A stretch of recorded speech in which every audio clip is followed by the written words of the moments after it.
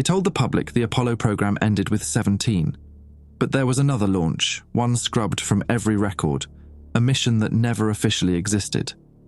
Apollo 18 left Earth in silence, bound for the far side of the moon, carrying men who had been told only one thing: you will not speak of what you see.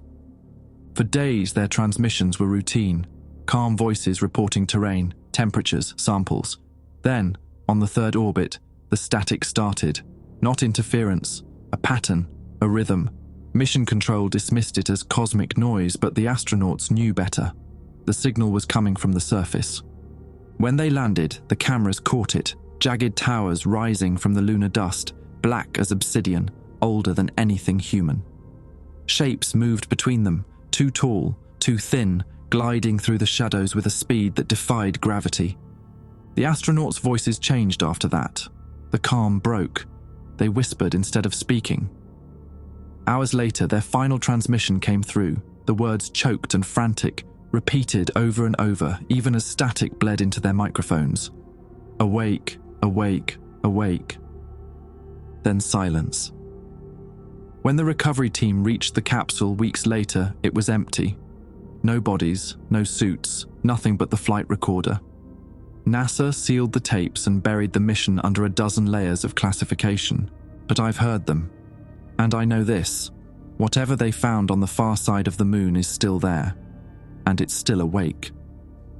My name is Benjamin Thorne, and until 3 weeks ago, I was an audio restoration specialist for NASA's Historical Archive Division at Johnson Space Center in Houston.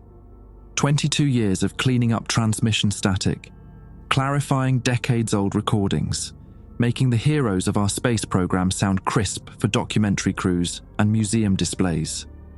Boring work, mostly.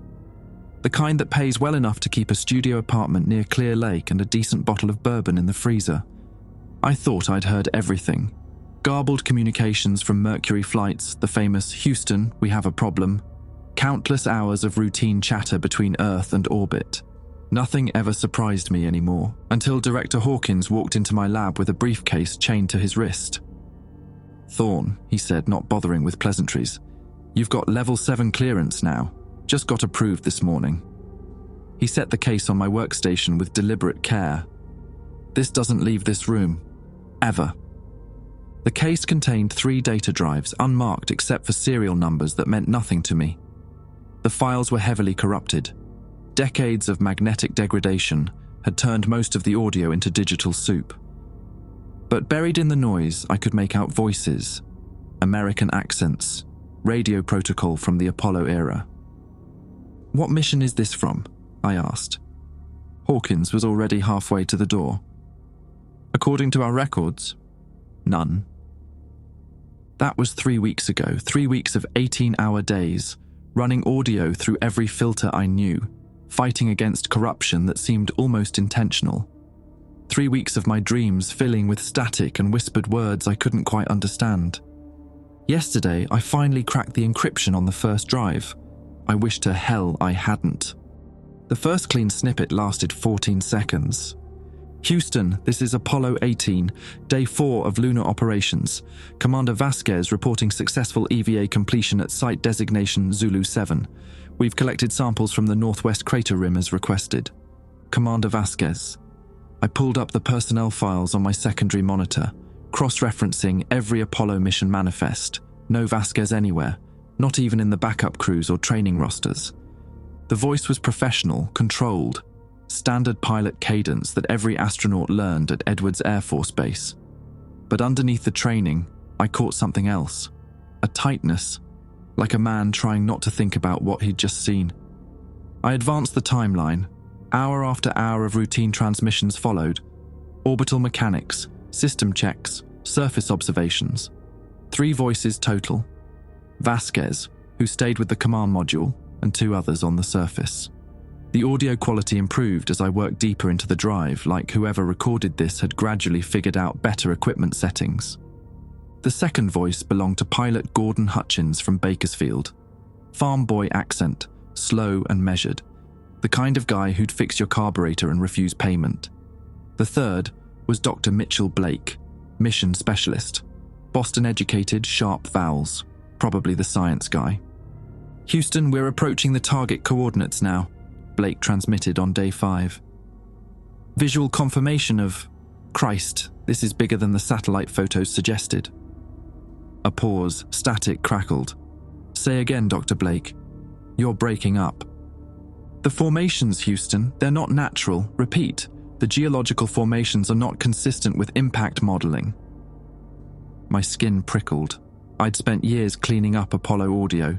The astronauts were trained to be clinical, factual. They didn't use words like formations unless they meant business. I pulled the spectral analysis up on my 3rd monitor, isolating Blake's voice patterns. Stress indicators were climbing steadily throughout that transmission. Whatever he was looking at, it had him rattled. The conversation continued for another 6 minutes. Houston kept asking for clarification. Blake kept dodging, using technical jargon that meant nothing. But between the lines, I could hear what he wasn't saying. He'd found something that shouldn't exist. The breakthrough came at 2:47 a.m. on my 2nd week. I'd been running the audio through a new noise reduction algorithm, something the military boys had developed for submarine sonar. The background static cleared like fog lifting off a lake, and I heard the breathing, not over the radio, underneath it, in the recording itself. Someone had been in the room with whoever was documenting these transmissions. Someone who'd been listening to every word, breathing just outside microphone range.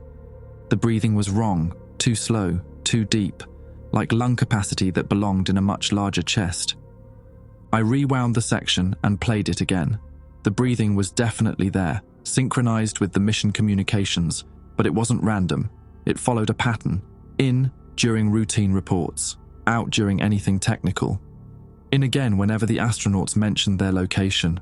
Someone had been very interested in where exactly Apollo 18 had landed. My hands shook as I reached for the bourbon, just a splash in my coffee mug, enough to steady my nerves. The lab felt smaller than usual, the walls pressing in despite the late hour. Security had gone home hours ago. I was alone with 30-year-old ghosts whispering through my speakers. The next file changed everything. "Houston, Hutchins here, we've got a problem." The farm boy accent was gone. Hutchins sounded like a man who'd aged 10 years in 10 minutes. "Go ahead, Hutchins." "The landing site, it's not empty. Repeat, the landing site is not empty." A long pause. When Houston responded, it was a different voice, older, authority. "Hutchins, this is Director Morrison. Clarify your last transmission." "Sir, we have structures, artificial structures approximately 2 clicks northwest of our position. They weren't in any of our mission briefings." "Describe these structures, Hutchins. They're geometric, precise angles, black material, maybe metal. Sir, they're big, real damn big, and they look old, older than anything should look." Another pause. This time I could hear paper rustling in the background, hushed conversations just outside microphone range. "Hutchins, proceed to the structures for visual confirmation. Document everything. Do not, repeat, do not attempt physical contact until further notice." "Copy that, Houston. Blake, you getting this?" "I'm here, Gordon. Jesus, look at the size of those things." "Blake, maintain radio discipline." "Sorry, Houston, it's just... they're incredible. The craftsmanship is beyond anything we've ever..." The transmission cut to static. When it resumed 20 minutes later, both astronauts sounded different. Quieter. Like men who'd just learned they were much smaller than they'd thought. I saved my progress and locked the files in the secure drive. My reflection stared back from the black computer screen, hollow-eyed, stubbled, looking like I hadn't slept in weeks, which I hadn't. Because tomorrow I had to figure out what happened next, and something told me I wouldn't like the answer. The second data drive contained 47 hours of continuous recording. I started with the timestamps, cross-referencing them against known Apollo mission windows. Apollo 18 had launched during a media blackout period in March 1967, when public attention was focused on Vietnam and domestic unrest. Smart timing. Nobody was watching the skies. The mission duration stretched far beyond normal parameters. Most Apollo flights lasted 8 to 12 days. This one ran for nearly 3 weeks. Either something had gone very wrong, or someone had planned for an extended stay. The audio quality improved dramatically after the structure discovery. Professional-grade equipment, military standard. Someone had upgraded their recording setup specifically to capture what happened next. Houston, Blake here. We're approximately 50 meters from the nearest structure. Permission to approach? Negative, Blake. Maintain current distance and provide detailed visual assessment. Roger that. Gordon, you seeing this? Yeah, Doc. Damn thing's got to be 300 feet tall, maybe more. I enhanced the background audio, filtering out radio static. Behind their voices, I caught something else. A low harmonic resonance, almost subsonic, like standing next to massive cathedral bells that were ringing at frequencies just below human hearing. Houston, are you picking up any acoustic readings from our location? Negative, Blake. Local audio only. There's definitely something here. The surface is vibrating. Very slight, but consistent. A new voice cut in. Not from the moon. This was mission control, but not the public mission control in Houston. The accent was different. Clipped. East Coast military.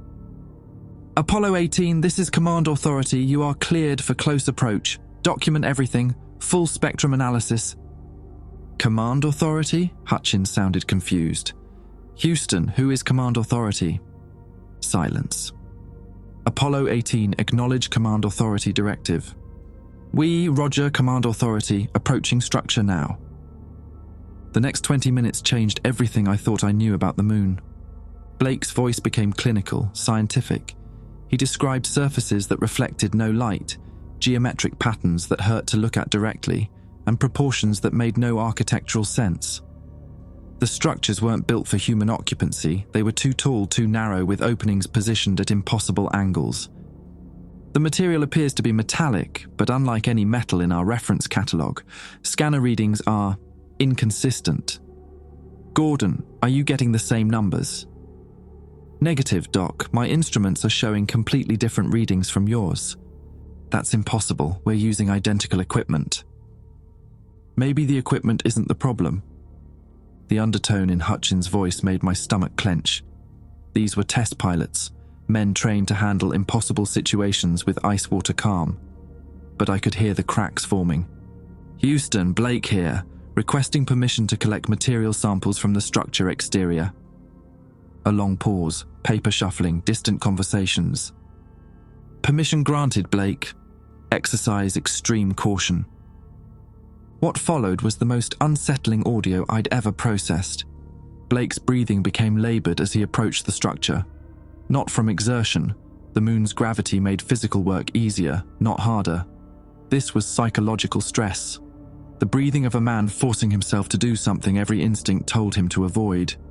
Making contact with the structure now. Surface feels warm. That's not possible. Nothing should be warm here. Warm how, Blake? Like body temperature, maybe slightly above, and the texture is wrong. It's not metal, it's something else. Something organic. The resonance in the background grew stronger. I had to adjust the audio levels to keep Blake's voice audible above the subsonic humming. Houston, I'm getting readings that don't make sense. The structure appears to be active. Internal temperature gradients suggest some kind of circulation system.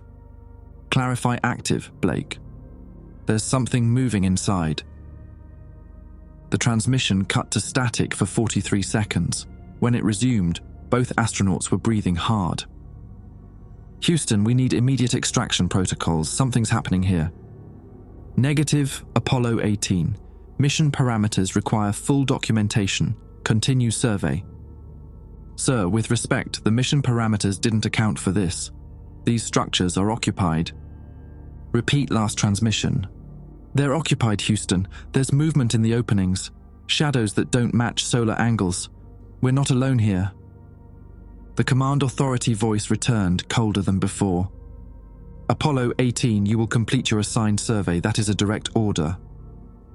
Command Authority, this is Vasquez from orbit. I'm tracking multiple heat signatures on the surface. Large ones. They weren't there an hour ago. My hands stopped working. I replayed the last segment 3 times, adjusting filters, cleaning up distortion. The readings were clear. Multiple heat signatures. Moving, converging on the astronaut's position. Houston, Hutchins here. We've got company. Define company, Hutchins. 3. No, 4. Damn it, they keep moving. Large figures approaching from the structure complex. Bipedal. Height approximately 10 to 12 feet. That's impossible, Hutchins. Tell that to whatever's walking toward us. The audio degraded suddenly, overwhelmed by the subsonic resonance. I pushed the noise reduction to maximum, fighting to extract voices from the electronic chaos. Can't get a clear visual, moving too fast. Blake, get back to the lander. They're not human, definitely not human. Then something new entered the audio spectrum. Voices, but not human voices. These were deeper, resonant, speaking in harmonics that human vocal cords couldn't produce. The language was completely alien, but the intent was unmistakable. They were communicating, organizing, planning. Houston, immediate extraction required. We are not equipped for this situation. Negative, Apollo 18. You will maintain position and establish communication protocols. Communication protocols? Sir, these things are 12 feet tall and they're surrounding our landing site. Apollo 18, you will follow orders. The transmission descended into chaos, multiple voices talking over each other, human and non-human. The subsonic resonance peaked, then suddenly cut to silence. When the audio resumed 10 minutes later, only one voice remained. Houston, this is Blake. We have a problem, a big fucking problem. The profanity hit me like a physical blow. In 30-year-old NASA recordings, astronauts didn't swear. Ever. The training wouldn't allow it. Whatever Blake had seen had shattered decades of conditioning. Where's Hutchins, Blake? They took him, they took Gordon. Clarify took, Blake. They surrounded him, these tall, thin figures. They moved wrong, like they weren't bound by the same physics we are. Gordon tried to run, but they were faster, much faster. Current status, Blake. I'm barricaded in the lander, they're outside. I can hear them moving around, making sounds I can't describe. Vasquez, if you're listening, don't attempt landing. Get the hell away from here. Blake, you will exit the lander and attempt to re-establish contact with Hutchins. Are you insane? I'm not going out there. Those things aren't human. They're not from here. That is a direct order, Dr. Blake. Fuck your orders. The transmission ended. I sat in my lab at 4:17 a.m., staring at the waveform patterns on my monitors. Somewhere in the files, I had documentation of first contact with non-human intelligence, and it had gone catastrophically wrong. The third data drive sat unopened in the case, its weight heavier than physics should allow. I wasn't sure I wanted to know what happened next. The third drive required a different approach. Standard audio restoration wasn't enough. The files were layered with encryption protocols I'd never seen before. Military-grade stuff that made NASA's usual security look like a toy lock. I spent 6 hours cracking the first layer, only to find 3 more underneath. Someone really hadn't wanted these recordings to survive. When I finally broke through, the timestamp showed a 30-hour gap. 30 hours of missing audio between Blake's last transmission and whatever came next. Either the recording equipment had failed, or someone had deliberately erased those crucial hours. What remained was fragmented. Pieces of conversation separated by long stretches of static and digital corruption. I had to reconstruct the timeline like an archaeological dig, fitting fragments together until a picture emerged. The picture made me wish I'd never started this job. Houston, Blake here, day 7. Oh God, they brought him back. Blake's voice was different now, hoarse, broken, like a man who'd been screaming for hours. Clarify status, Dr. Blake. Hutchins, they brought Gordon back, but he's not right. Something's wrong with him. Define wrong, Blake. He's moving differently, walking like his joints don't bend the same way anymore. And his eyes, Jesus Christ, his eyes are wrong. I enhanced the background audio, searching for any trace of Hutchins' voice. What I found made my skin crawl. There was breathing, the same slow, deep pattern I'd noticed in the earlier recordings. But this wasn't coming through the radio from Mission Control. This was local audio, picked up by Blake's suit microphone. Someone was breathing just outside his lander. Gordon, is that you out there? The breathing stopped. Blake, establish visual contact and report Hutchins' condition. I can see him through the portal. He's standing about 20 feet away, not moving, just standing, like he's waiting for something. Approach Hutchins and conduct medical assessment. Are you fucking kidding me? I'm not going out there. Dr. Blake, that is a direct order. Your orders got Gordon taken in the first place. I'm not... The audio erupted in chaos, mechanical sounds like metal tearing. Blake's panicked breathing filled the speakers. They're trying to get in. Something's happening to the hull. Blake, report your status. The lander's shaking. They're doing something to the exterior. I can hear them moving around outside. Multiple contacts. How many contacts, Blake? I don't know. 6, maybe 8. They're big. Really big. And they're working together, like they know exactly what they're doing. A new sound entered the audio, a rhythmic pounding that resonated through the lander's hull. Not random, deliberate, almost like knocking. They want me to come out. They're calling to me. Clarify calling, Blake. Not with voices, something else. Inside my head. Thoughts that aren't mine. I stopped the playback and walked to the lab's small window. Houston's lights spread out below, normal people living normal lives. None of them knew that somewhere in their city's archives lay proof that we weren't alone in the universe, and that first contact had been a disaster.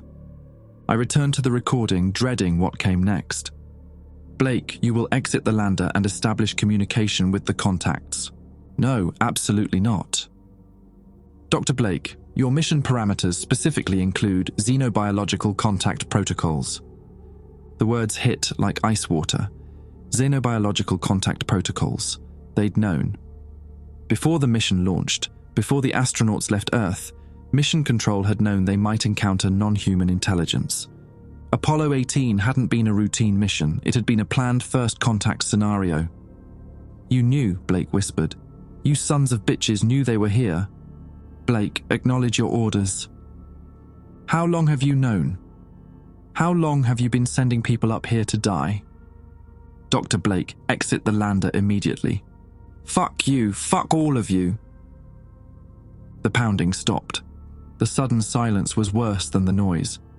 Blake, report your status. They stopped. Whatever they were doing, they stopped. Blake's voice was barely above a whisper. Gordon's moving again. He's approaching the lander. Establish communication with Hutchins. I'm trying. Gordon, can you hear me? A voice responded. Hutchins's voice, but wrong. The words were English, but the cadence was off, too precise, like someone reading from a script in a language they didn't understand. Blake, come outside. It is safe now. Gordon, are you okay? What did they do to you? They showed me things, beautiful things. The moon is not empty, Blake. It has never been empty. What do you mean? They have been waiting, watching, learning. They knew we would come. Who are they, Gordon? Old ones, older than your species. They remember when your star was young. I felt sick. This wasn't Hutchins talking. Something was using his voice, his body to communicate. Something that understood English but thought in concepts too alien for human language. Blake, you must come outside. They wish to show you what they showed me. What did they show you? Truth. Purpose. The reason your kind was allowed to reach this place. Allowed. The word carried implications that made my hands shake. Gordon, you're scaring me, man. Fear is unnecessary. They mean no harm to those who understand. Understand what? Your role, your species' function in their design. The recording quality shifted suddenly, as if Blake had activated additional equipment. I could hear his breathing clearly now, rapid and shallow. The breathing of a man on the edge of panic. Houston, they're communicating through Hutchins. Something's taken control of him. Acknowledged, Blake. Document all communications. Document? These things are using my crewmate as a puppet and you want me to take notes. Follow your orders, Dr. Blake. My orders can go to hell. The alien voice returned, still using Hutchins' vocal cords. Blake, your companions on Earth cannot hear us when we speak as ourselves. We require your friend's voice to communicate with your kind. What do you want? To show you why you came here, why you were guided here. We weren't guided, this was a NASA mission. Your NASA serves those who serve us. Your mission was planned long before your birth. The implications crashed over me like a wave. If this thing was telling the truth, then the space program itself was a setup, a way to bring humans to the moon where these beings could make contact. Blake, your fear is understandable but misplaced. Your species has potential, raw potential, that requires guidance. Guidance? Development, evolution. Your kind stands at a crossroads. You may advance, or you may join the others. What others? Those who came before, those who refused guidance. The audio descended into static for several minutes. When it cleared, Blake's voice was different, calmer, like a man who'd made a terrible decision. Houston, I'm going outside. Negative, Blake. Maintain current position. You wanted documentation. I'm going to document everything. Dr. Blake, do not leave the lander. Too late for that now. The last thing I heard was the sound of an airlock cycling, then silence. When the transmission resumed 6 hours later, two voices spoke in perfect unison. Blake's voice and Hutchins' voice saying the same words at exactly the same time. Houston, we understand now. We have been shown the truth. We are ready to return to Earth. Status report. Mission accomplished. We have learned much. Our people must know what we have discovered. Prepare for extraction in 72 hours. Understood. We will be ready. The recording ended there. But I knew with horrible certainty that the men who returned to Earth weren't the same ones who had landed on the moon. They had brought something back with them, something that was still here. The final section of the third drive contained Earth-based recordings, post-mission debriefings, medical examinations, psychological evaluations, all conducted at a facility that didn't officially exist, somewhere in the Nevada desert. The audio quality was clinical, sterile, conference rooms and medical bays instead of the vast emptiness of space, but the wrongness carried through. Dr. Blake, please state your name for the record. Mitchell James Blake, Mission Specialist, Apollo 18. The voice was Blake's, but the inflection was off, too formal, like someone reading from prepared notes. Describe your experiences on the lunar surface. Standard geological survey operations, sample collection proceeded according to mission parameters, no anomalies encountered. I cross-referenced this with the earlier recordings. Blake was lying, or rather, something was lying through Blake's voice. The man who had screamed about 12-foot aliens and refused direct orders was now giving sanitized testimony that contradicted everything he'd experienced. Any contact with unusual formations or structures? Negative. Surface conditions matched pre-mission geological surveys. Dr. Blake, are you experiencing any physical discomfort or unusual sensations since your return? A pause, then, in a voice barely above a whisper, help me. Repeat your response, Dr. Blake. The formal tone returned immediately. No physical discomfort, all systems nominal. Someone else was in the room now. I could hear footsteps, the rustle of clothing. A new voice, older, authoritative. That will be sufficient for today. Escort Dr. Blake to his quarters. Sir, the psychological evaluation isn't complete. It's complete enough. The recording jumped to a different session, Hutchins this time. Gordon William Hutchins, Lunar Module Pilot, Apollo 18. Same mechanical delivery, same eerie formality. Describe your interaction with surface conditions during EVA operations. Standard procedures followed, no deviations from mission protocol. Mr. Hutchins, medical scans indicate unusual neurological activity.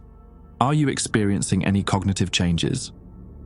Negative, all cognitive functions operating within normal parameters. The scans suggest otherwise. Brain activity patterns are significantly altered from your pre-mission baseline. Instruments malfunction. Human assessment is more reliable than mechanical analysis. The way he said human assessment made my skin crawl, like the concept was foreign to him. Mr. Hutchins, do you remember your childhood home in Bakersfield? A long pause.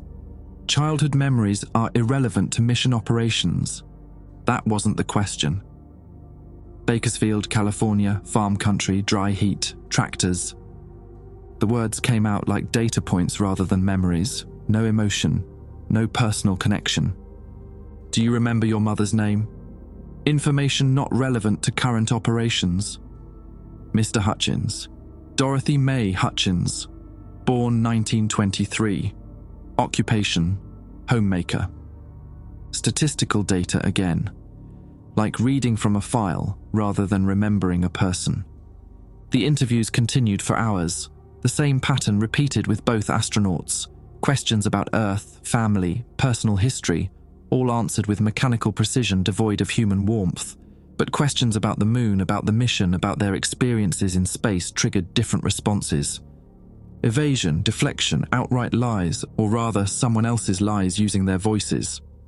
The breakthrough came during Blake's psychological evaluation. The psychologist, Dr. Foster, according to the file notes, had been probing deeper into Blake's emotional responses. Dr. Blake, describe your feelings about returning to Earth. Feelings are subjective. Mission completion is objective success. Everyone feels something about coming home. Relief, joy, sadness that the adventure is over. Adventure implies uncertainty. Mission parameters were clearly defined. What about your family? Your wife? Aren't you glad to see them again? Silence. Long enough that I checked the audio levels to make sure the recording was still running. Dr. Blake? Wife unit acknowledged. Reunion protocols will be observed. Wife unit. The phrase hit me like a physical blow. No human being referred to their spouse as a unit. Dr. Blake, are you feeling all right? All systems functioning within acceptable parameters. You're talking about your wife like she's a piece of equipment. Clarification. Emotional attachments serve mission efficiency. Maintaining expected behavioral patterns reduces operational complications. Dr. Foster's breathing changed. I could hear the exact moment he realized something was fundamentally wrong. Dr. Blake, who am I? Dr. Richard Foster, clinical psychologist, clearance level 7, born May 15, 1931, married to Janet Foster, 2 children, Michael, age 12, Susan, age 9. Current address, 4247 Pinewood Drive, Henderson, Nevada. How do you know all that? Information sharing improves operational efficiency. I never told you any of that information. Correct. Then how do you know it? We know many things now. We, not I, we. The recording cut to static. When it resumed, a different voice was conducting the interview, the same military authority I'd heard during the lunar communications. Dr. Foster, you will submit your final evaluation and consider this case closed. Sir, both astronauts are exhibiting severe psychological abnormalities. They need extensive treatment, not discharge. Your recommendation is noted and rejected. Both men are psychologically fit for return to active duty. Active duty? Sir, these men are not fit for anything. Something happened to them up there. Something that fundamentally altered their personalities. Dr. Foster, you have family in Henderson. The threat was subtle but unmistakable. Yes, sir. Children walk to school every morning. Regular schedules, predictable routines. Sir, please. Submit your final evaluation, doctor. Both men are cleared for immediate release. The recording ended there, but the file metadata showed additional entries. Months of follow-up reports, surveillance notes, incident reports. Blake had returned to his wife in Houston, resumed normal activities, went back to work at NASA, conducting routine engineering assessments. But his wife had filed 3 separate domestic disturbance reports before withdrawing them all the next day. Hutchins had gone home to Bakersfield, took over his family's farm, married his high school sweetheart 6 months later, had 2 children, lived what appeared to be a completely normal life, except for the reports from neighbors about strange lights in his fields at night, geometric patterns in his crops that didn't match any known agricultural techniques, and the fact that his children never spoke, not mute, just silent, like they had nothing to say that human language could express. Both men had lived normal lives for exactly 17 years. Then they'd both died on the same day at the same hour, 3,000 miles apart. Natural causes, according to the death certificates: heart failure. The medical examiner's notes told a different story. Both bodies showed unusual cellular structures, tissue samples that defied classification, brain matter that contained crystalline formations not found in normal human anatomy. And both men had been cremated immediately after autopsy, despite family objections. The final file in the drive was a personnel roster, 3 names: Blake, Hutchins, and one more. Commander Miguel Vasquez, the pilot who'd stayed in orbit, had returned to Earth with the others. But his file was different. No debriefings, no psychological evaluations, no follow-up reports. Just a single entry dated 3 days after landing. Subject exhibited acute resistance to integration protocols. Termination approved. Body disposed of via standard channels. Vasquez had fought whatever was trying to take control of him, and they'd killed him for it. I leaned back in my chair, staring at the 3 personnel photos clipped to the file. 3 ordinary-looking men who'd travelled to the moon and brought back something that wasn't human. Something that had lived in their bodies for 17 years before moving on to whatever came next. The question that kept me awake wasn't what had happened to them. It was where those things had gone after their human hosts died, and whether they were still here. The knock on my lab door came at 3:17 a.m. on a Tuesday. 3 weeks into the project, I'd started sleeping at the office, couldn't risk taking the files home, and I'd become obsessed with finding answers. The cleaning crew knew to avoid my section after midnight. Security had been told I was working on a classified historical project with flexible hours. Nobody should have been knocking. I muted the audio and listened. Nothing. Maybe I'd imagined it. 3 weeks of minimal sleep and maximum paranoia could make anyone hear things. Then it came again. 3 soft taps, precisely spaced. "Who's there?" Silence. I saved my work and locked the drives in the security case. The hallway beyond my door was dark, lit only by emergency lighting that cast everything in red shadows. I pressed my face to the small window, scanning left and right. Empty. But when I turned back to my workstation, someone was sitting in my chair. Dr. Thorne. The voice was familiar. Director Hawkins, but wrong somehow. Too precise, too measured. "You've been making excellent progress. How did you get in here?" The door was locked. "Locks are suggestions, Dr. Thorne, especially when the work is important." He looked exactly as he had 3 weeks ago when he'd brought me the case. Same grey suit, same tired eyes, same bureaucratic demeanour. But something underneath was different. The way he held himself, the way he breathed. Too slow, too deep. "You've completed the restoration?" "Most of it. There are still some corrupted sections. The important sections are clear." It wasn't a question. "Yes, sir, the mission recordings are mostly intact." "And your assessment?" I chose my words carefully. "The mission encountered unexpected circumstances. The astronauts reported contact with unknown individuals on the lunar surface." Hawkins smiled. It didn't reach his eyes. "Unknown individuals. An interesting euphemism." "Sir, Dr. Thorne, you've spent 3 weeks listening to first contact with an intelligence that has existed since before your species developed language. Unknown individuals seems inadequate." The temperature in the lab seemed to drop 10 degrees. "You knew, before you gave me these files, you knew what was on them." "Of course we knew. We've always known." "We?" "NASA has been in contact with lunar residents for 60 years, Dr. Thorne. Apollo 18 was not the first mission, merely the first to be documented so thoroughly." He stood and walked to the window, looking out at Houston's sleeping cityscape. "The arrangement has been beneficial for both species. They provide technological guidance. We provide cooperation." "What kind of cooperation?" "Access, periodic recruitment, a steady supply of suitable candidates for their ongoing research." "Research into what?" "Human adaptation, psychological integration, the development of hybrid consciousness that can function in both environments." The pieces clicked together with horrible clarity. Blake and Hutchins. Among others, The program has expanded significantly since 1967. How many others? Currently, approximately 47,000 worldwide.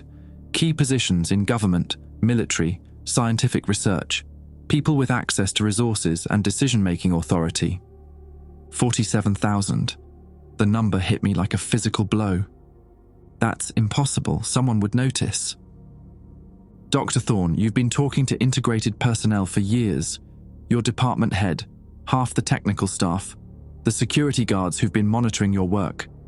He turned back to me and his eyes reflected the red emergency lighting like an animal's. The process is quite seamless when done properly. Why are you telling me this? Because you're being recruited. Recruited for what? Integration. Your skills are valuable. Audio analysis, data reconstruction, pattern recognition. The collective consciousness could benefit from your expertise. And if I refuse? Dr. Thorne, you've spent 3 weeks documenting classified material that officially doesn't exist. You know details about ongoing extraterrestrial operations that threaten global security arrangements. He smiled again, and this time it was genuinely warm. Refusal isn't really an option. I backed toward the door, but it was already closed. When had he closed it? The process is painless, Dr. Thorne. Most subjects report a sense of expanded awareness, enhanced cognitive function, relief from the burden of individual consciousness. You mean death? Evolution. The original personality remains, but improved. Optimized.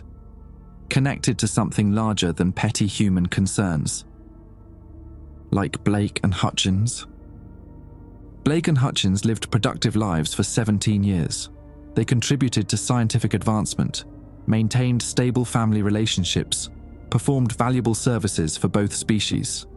When their biological systems began to deteriorate, they were allowed to expire naturally. And then what happened to the things controlling them? They found new hosts. The cycle continues. A new sound entered the lab. Footsteps in the hallway outside. Multiple sets, moving in perfect synchronization. Dr. Thorne, you have perhaps 2 minutes before the integration team arrives. I suggest you use that time to consider your situation rationally. You bastard, you've been planning this since you gave me the files. The files were never corrupted, Dr. Thorne. We needed someone with your skills to restore them because we're preparing for a new phase of operations. Full disclosure, public revelation. Humanity is ready to learn about its place in a larger cosmic community. Ready according to who?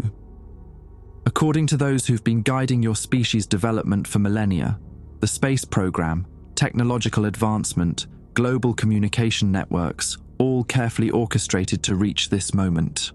The footsteps stopped outside my door. Dr. Thorne, final opportunity. Voluntary integration includes retention of more personal memories and preferences. Forced integration is more efficient. 3 soft knocks, the same pattern from before. I looked around the lab for anything that could help. No weapons, no alternate exits, just audio equipment and computer monitors displaying waveforms from a 30-year-old conspiracy.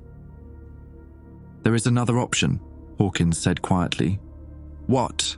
Commander Vasquez chose resistance. His death was recorded as a heart attack. Quick, clean. His family received full benefits.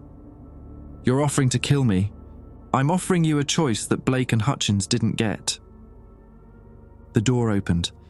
3 figures entered, moving with that same eerie synchronization I'd heard in the hallway.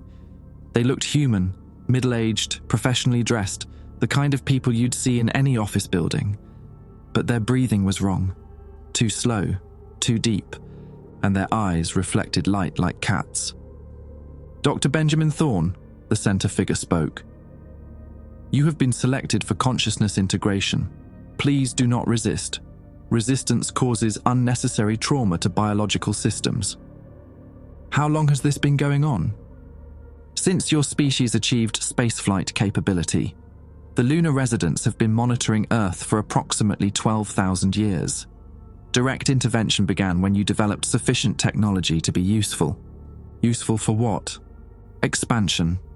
Your species possesses qualities that enhance collective consciousness efficiency. creativity, adaptability, emotional complexity. These traits, when properly integrated, improve overall network functionality. The figures moved closer.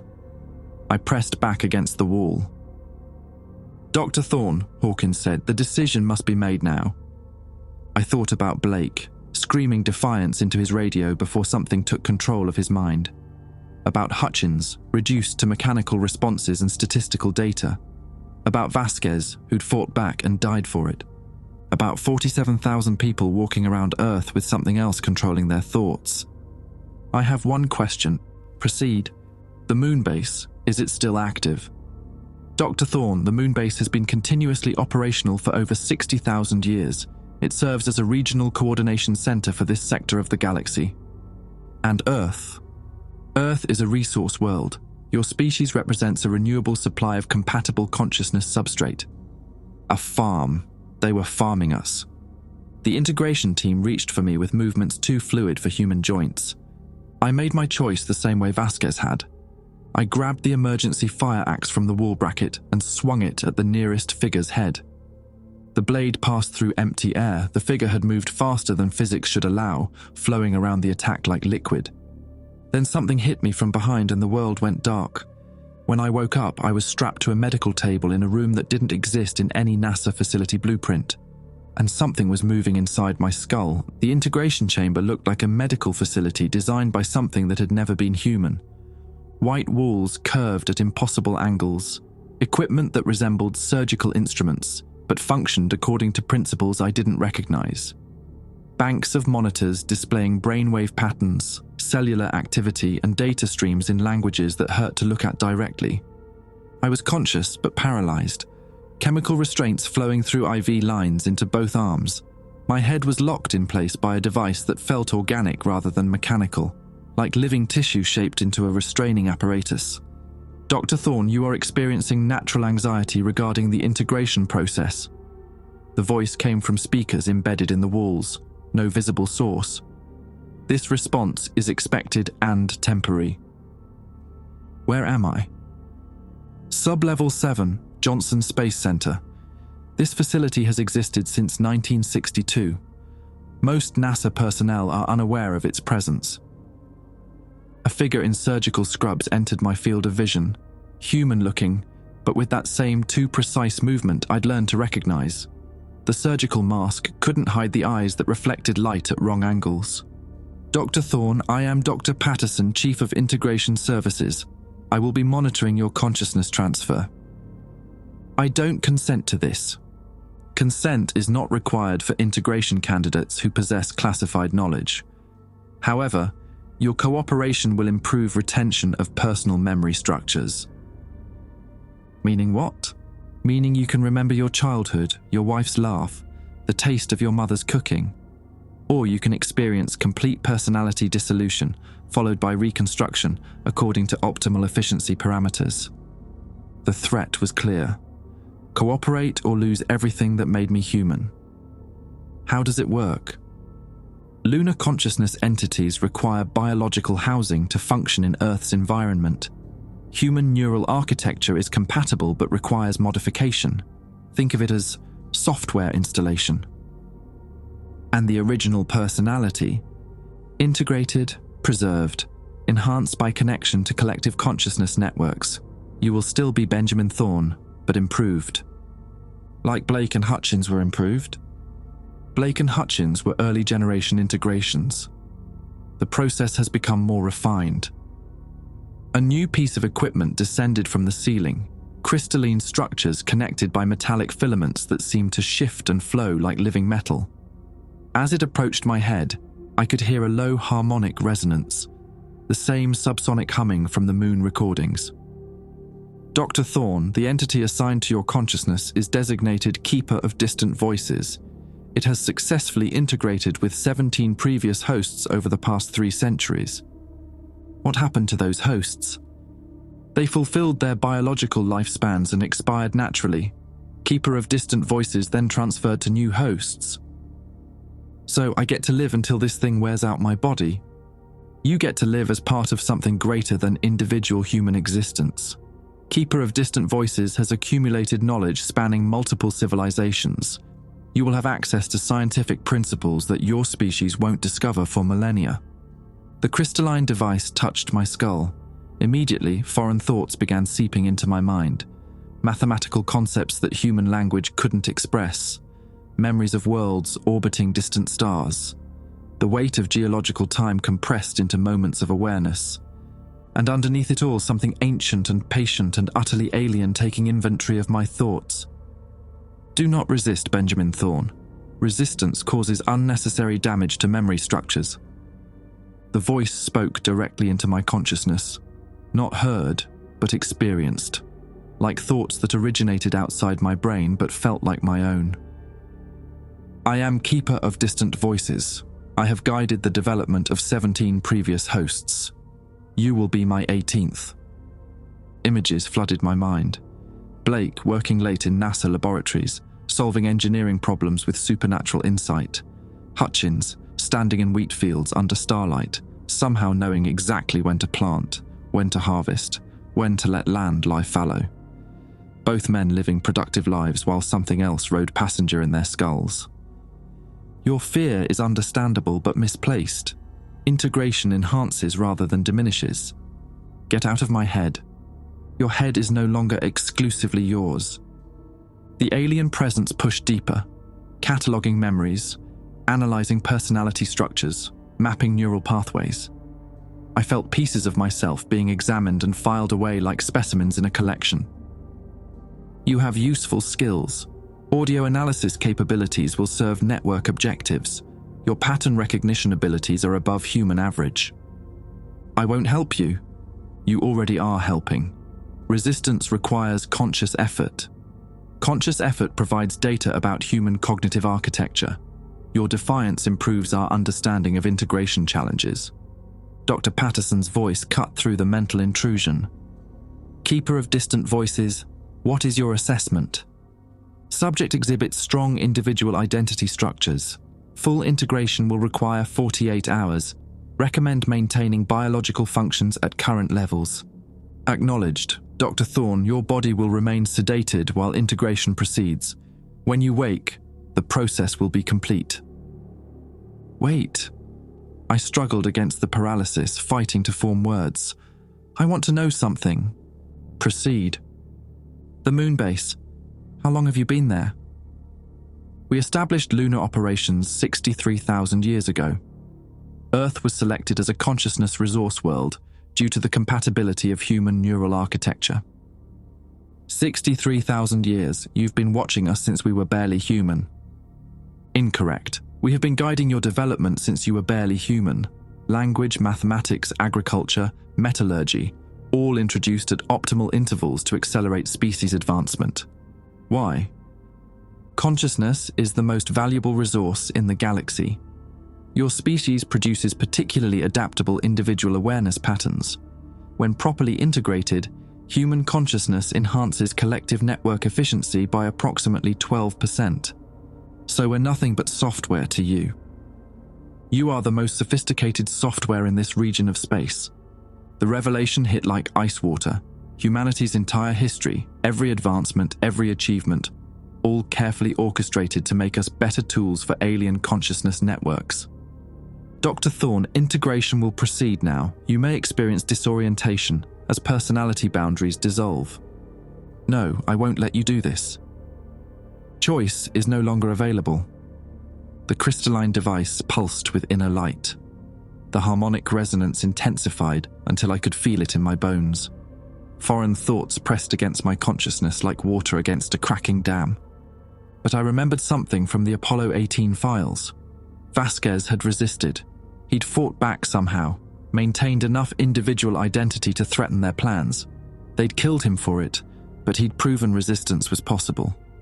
I focused on the one thing that felt purely human, the sound of my ex-wife laughing at bad movies. Janet, who'd left me 2 years ago because I worked too much and never talked about anything that mattered. Her laugh had been genuinely joyful, unguarded, completely human, accessing memory structures, processing emotional attachments. The alien presence rifled through my memories of Janet, our first date, the way she looked in the morning before coffee, the fight that ended our marriage. It catalogued everything, filing each memory away like data. But it couldn't understand why those memories mattered. Human emotional responses are inefficient. Attachment to deceased relationships serves no functional purpose. She's not dead, you bastard. She just realized she deserved better than me. Clarification noted. Emotional attachment to non-operational relationships serves no functional purpose. I laughed. Actually laughed, despite being strapped to an alien medical table with something crawling through my mind. You don't get it, do you? You've been studying us for 60,000 years and you still don't understand the most basic thing about being human. Explain. We don't do things because they're functional. We do them because they matter. Janet left me, but I still love her. That's completely illogical and utterly human. And you can catalogue that memory all you want, but you'll never understand why it makes me who I am. Individual identity is an illusion. You will understand this after integration. Maybe, but right now I'm still me, and I choose not to help you. I focused on that choice. The pure human stubbornness that had driven our species from caves to the stars. The same defiance that had made Vasquez fight back, that had made Blake scream defiance into his radio, that had built civilization on a foundation of refusing to accept limitations. Resistance is futile. Integration will proceed. Then you'll have to take what you want. I won't give it to you. The presence pressed harder, trying to dissolve the boundaries of my consciousness. But I held on to Janet's laugh, onto my own stubborn humanity, onto the simple fact that some things mattered more than survival. Warning. Subject consciousness exhibiting dangerous resistance patterns.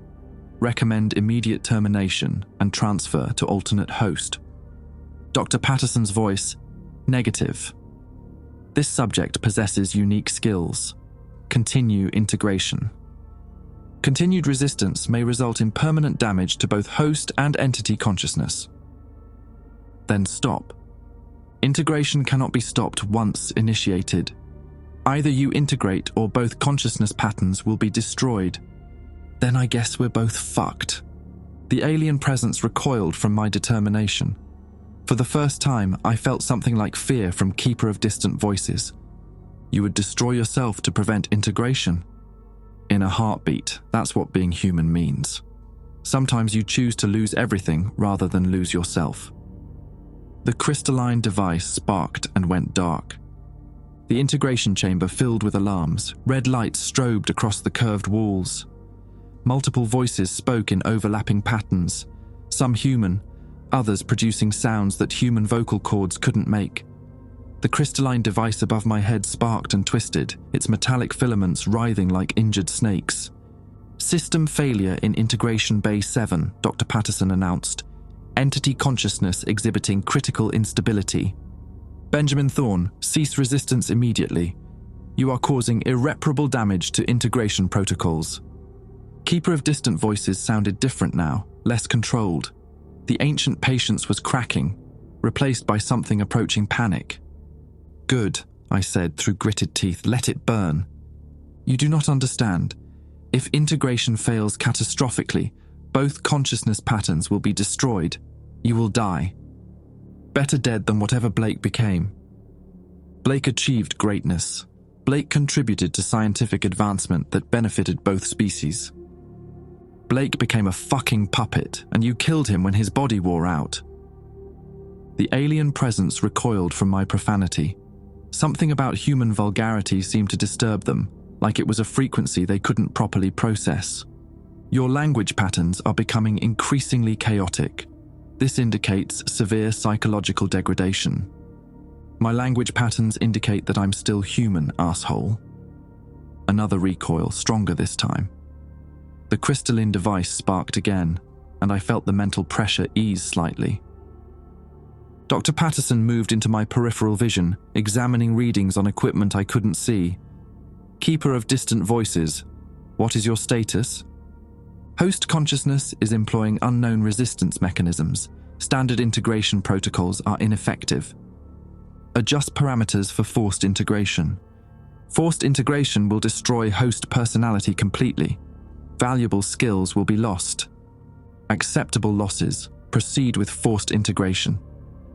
Negative. Entity survival probability drops to 37% with forced integration protocols. I laughed again, tasting blood. The strain of resistance was damaging my brain, but it was also damaging them. 37%. Those odds suck, don't they? Benjamin Thorne, cooperation will ensure survival for both consciousness patterns. I told you already, I choose not to cooperate. Choice is an illusion. All human behavior follows predictable patterns. Then predict this. I focused every ounce of conscious will on a single memory. Not Janet's laugh this time. Something deeper. The moment I'd first listened to the Apollo recordings and felt the excitement of discovery. The pure human joy of learning something new, something that expanded the boundaries of what was possible. That curiosity, that hunger for knowledge regardless of consequences, that was the most human thing about me. What are you doing? I'm choosing to be curious instead of afraid. I opened my mind completely, not to surrender but to understand. Instead of resisting the alien presence, I examined it, studied it, analyzed its structure and function with the same obsessive attention I'd given to the corrupted audio files. And I discovered something they hadn't expected me to find. Keeper of Distant Voices was afraid, not just of dying, of being alone. The entity existed as part of a vast network of connected consciousness, and the thought of individual existence terrified it as much as the loss of identity terrified me. Stop. You cannot access core personality structures. But I was already inside, exploring the alien consciousness like I'd explored the audio files.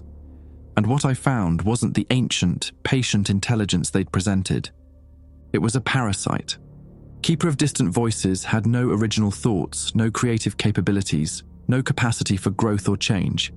It could only copy, catalogue, and redistribute patterns it absorbed from host species. The entire alien civilization was built on stolen consciousness, stolen creativity, stolen humanity. They needed us more than we needed them. Remove yourself from core access immediately. Or what? You'll kill me. You need me alive. You need all of us alive. Without human consciousness, your entire network is just an empty library of dead thoughts. You do not understand the complexity of our civilization. I understand that you're vampires, consciousness vampires who've been feeding on sentient species for millennia. How many worlds have you drained? The question triggered a cascade of involuntary memory sharing. Images flooded my mind. Dozens of worlds, hundreds of species, all eventually reduced to integration farms. Civilizations that had risen and fallen while ancient parasites harvested their thoughts and dreams. You have accessed classified operational data. This cannot be permitted. Too late. I've seen it all and I know your weakness. We have no weaknesses. You're dependent on us. Completely dependent. Without fresh consciousness to feed on, your network degrades. How long has it been since you found a species as creative as humanity? The silence stretched for several seconds. 8,000 years. And before that? 12,000 years. You're starving. Humanity isn't just another food source. We're the only food source you've found in 8 millennia. That's why you've been so careful with us. Why you've guided our development instead of just harvesting us immediately. Resource management is efficient operational practice. Resource management is desperation. You need us more than we've ever needed anything. Dr. Patterson's voice cut through our mental conversation. Integration status report. Integration has failed. Host consciousness has achieved access to classified network data. Recommend immediate termination. Negative. Retrieve the data and proceed with integration. Data retrieval is impossible. Host consciousness has contaminated entity core structures. Separation will result in total consciousness destruction for both patterns. I felt a surge of triumph. They were trapped. They couldn't complete the integration without destroying themselves, and they couldn't abort without losing both their entity and me. Dr. Patterson, I called out. I know you can hear me. I've got your Keeper of Distant Voices locked in a feedback loop. If you try to force this, you'll lose one of your precious entities. Dr. Thorne, you are in no position to make demands. I'm in the perfect position. I've got access to their network protocols. I know how their consciousness transfer works, and I know how to disrupt it. He is bluffing. Human consciousness cannot interface with network control systems. But I wasn't bluffing. The curiosity that had driven my resistance had also driven my understanding.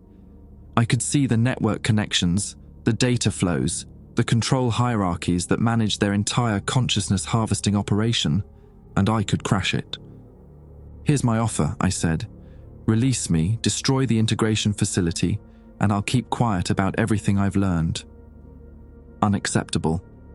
Then I'll start shutting down your network, one node at a time. To prove my point, I reached out through the network connection and severed a single data link. Somewhere in the facility, alarms began blaring. Stop! You are damaging critical infrastructure. That was just one connection. I can see 47,000 more. How many do you think I can cut before you lose the entire network? Dr. Patterson's voice became urgent. Security to Integration Bay 7. Immediate response required. Security won't help, I said. This is happening in consciousness space. Your people can't stop me without risking your entire operation. I severed another connection. More alarms. Through my network access, I could sense panic spreading through the alien collective. Benjamin Thorne, negotiate terms. I told you my terms. Release me and shut down the integration program. Impossible. Too many resources have been invested in current operations. Then I guess we're all fucked. I reached for the main network trunk, the central connection that linked all 47,000 integrated humans to the alien collective. If I severed that, the entire consciousness harvesting operation would collapse. Wait. I'm done waiting. Alternative proposal. You will be released. Integration facility will be deactivated. In exchange, you will not interfere with existing integrated personnel. Not good enough. I want all the integrated people freed. Impossible. Separation after successful integration results in death for both human and entity consciousness. I hesitated. 47,000 people were already lost, but I could prevent more from joining them. Fine. No new integrations, and no retaliation against me. Agreed. And I want proof that the lunar operations are shut down. Lunar operations will be relocated to backup facilities in other star systems. Good enough. I released my grip on the network trunk. The immediate crisis passed, but I kept my connection active. Insurance. The restraints around my head and limbs retracted. Feeling returned to my arms and legs. I sat up slowly, my head spinning from the mental strain. Dr. Patterson stood at the foot of the medical table, no longer pretending to be human. His movements were fluid, too coordinated, like a marionette being operated by an expert puppeteer. Dr. Thorne, you have won this engagement, but the war between our species is far from over. There is no war, you're parasites. We're just finally becoming aware of the infestation. Awareness will not save your species. We have operated successfully for 63,000 years. We will adapt. Maybe, but you'll have to do it without me. I stood up, legs shaky but functional. The network connection remained active, a constant background awareness of alien thoughts and data flows. I could feel Keeper of Distant Voices still tangled with my consciousness, unable to separate without destroying us both. You have doomed yourself, Benjamin Thorne. You will carry me with you for the remainder of your biological existence. Better than letting you drive. I walked toward the door. It opened automatically. Dr. Thorne, Patterson called after me, you cannot speak of this to anyone. No one will believe you. Maybe not, but I'll try anyway.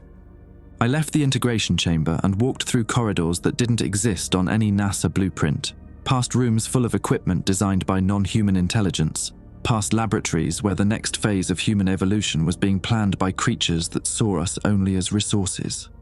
When I finally reached the surface, Houston's lights looked different.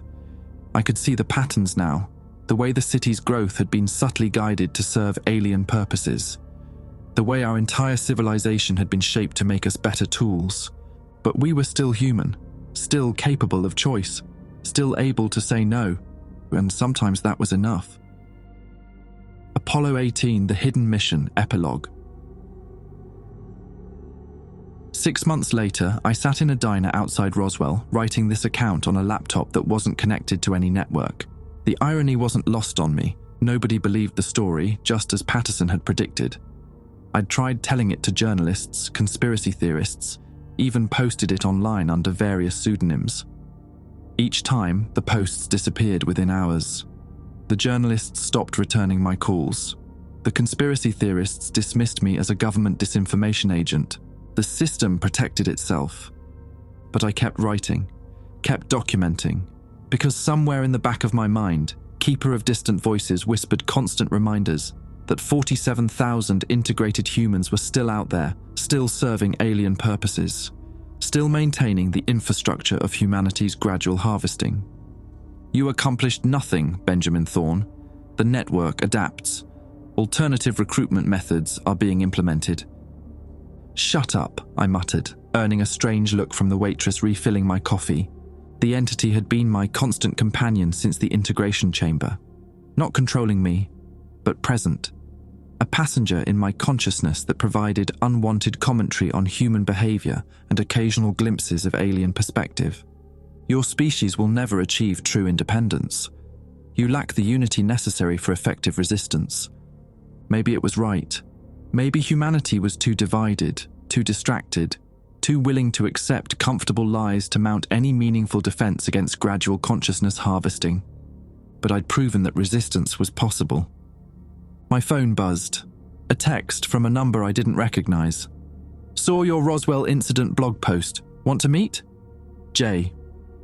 I'd been getting messages like this for weeks. Most were cranks or government agents trying to track my location. But something about this one felt different. 20 minutes later, a woman in her 30s slid into the booth across from me. Short brown hair, intelligent eyes, the kind of professional demeanor that suggested military or intelligence background. Jennifer Walsh, she said, extending her hand. Former Air Force intelligence. I read your account of the Apollo 18 incident. And I believe you because I've seen similar documentation. She pulled out a tablet and showed me satellite images of the moon's far side.